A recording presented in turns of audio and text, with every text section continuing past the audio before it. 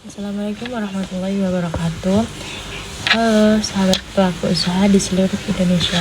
Selamat datang di video edukasi hukum bisnis. Perkenalkan, saya Zarina Kholenisa dengan NIM 23080574515, mahasiswa program studi S1 Manajemen Universitas Negeri Surabaya. Saat ini saya sedang melaksanakan program magang MBKM di unit kerja Cost Accounting PT Semen Indonesia Persero Tbk. Di era modern ini, memulai dan mengembangkan usaha tidak hanya seputar modal dan produk, melainkan juga kepatuhan hukum dan legalitas. Banyak pelaku usaha lokal yang bercita-cita ingin meluaskan pasarnya, bahkan menjadi mitra korporasi besar, namun masih bingung bagaimana cara melegalkan usahanya. Nah, di video kali ini kita akan membedah secara praktis tata cara pengurusan izin usaha yang mudah, cepat, dan berkekuatan hukum langsung dari rumah Anda. Yuk simak penjelasannya. Pertama-tama, mari kita pahami terlebih dahulu apa itu izin usaha dan mengapa itu penting. Secara yuridis, izin usaha adalah persetujuan resmi yang diterbitkan oleh instansi pemerintah yang berwenang kepada pelaku usaha untuk menjalankan aktivitas komersialnya secara sah. Mengapa legalitas ini bersifat imperatif atau wajib? Izin usaha bertindak sebagai perisai perlindungan hukum fundamental bagi kelangsungan bisnis Anda.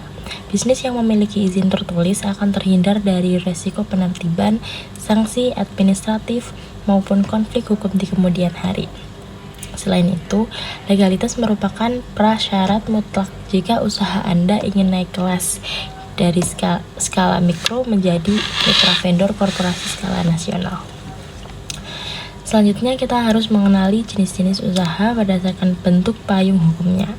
Di Indonesia, tempat usaha dikelompokkan menjadi dua rumpun besar. Yang pertama bukan badan hukum seperti CV, firma, atau usaha dagang.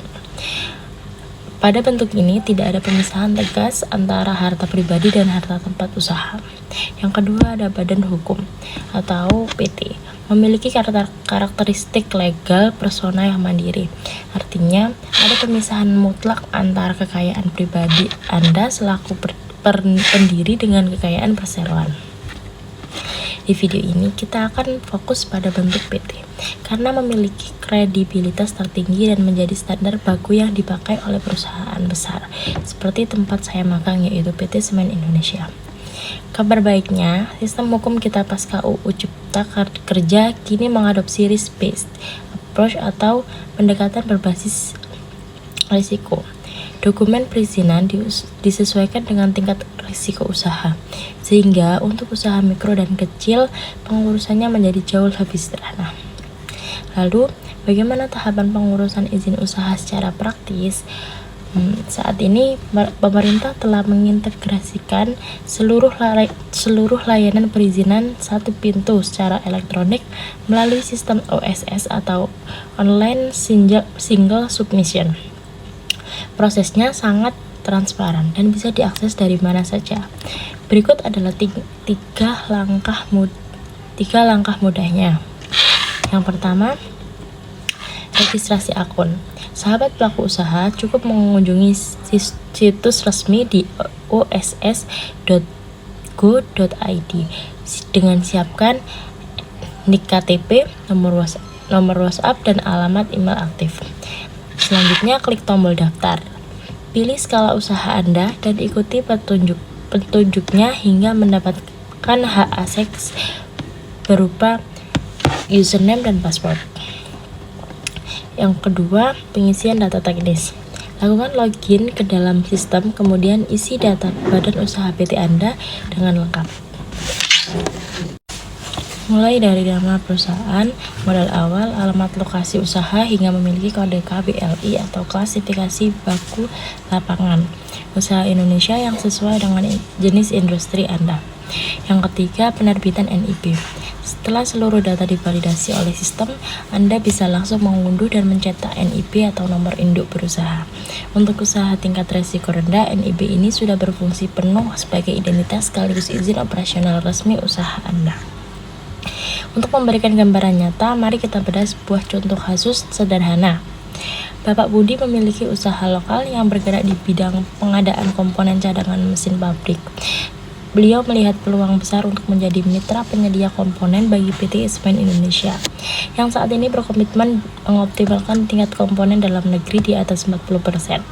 Namun, sebagai holding manufaktur yang menerapkan prinsip tata kelola perusahaan yang baik dan manajemen risiko ketat, PT Semen Indonesia menetapkan syarat bahwa seluruh calon mitra dalam sistem e-procurement wajib memiliki legalitas, berbentuk badan hukum PT dan mengantongi NIB. Sadar akan peluang ini, Pak Budi mendaftarkan perusahaan PT-nya lewat sistem OSS. Dalam hitungan hari, NIB resmi terbit secara digital.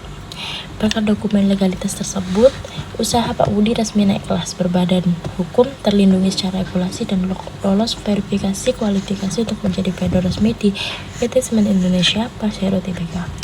Sebagai kesimpulan, apa saja sih manfaat nyata dari kepemilikan legalitas usaha ini?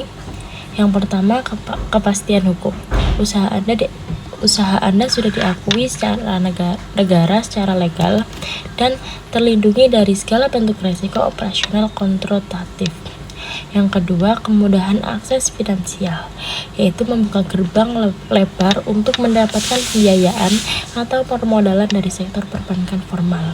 Yang ketiga, kredibilitas tanpa batas, menaikkan nilai taruhan bisnis Anda di mata konsumen, investor, serta memperluas jaringan pasar menuju ekosistem supply chain korporasi besar. Ditinjau dari kacamata akuntansi biaya, pengurusan izin yang jelas juga mempermudah perhitungan legal compliance cost secara akurat di dalam laporan keuangan usaha Anda. Jadi tunggu apa lagi, mengurus izin usaha kini sudah mudah, transparan, dan cepat.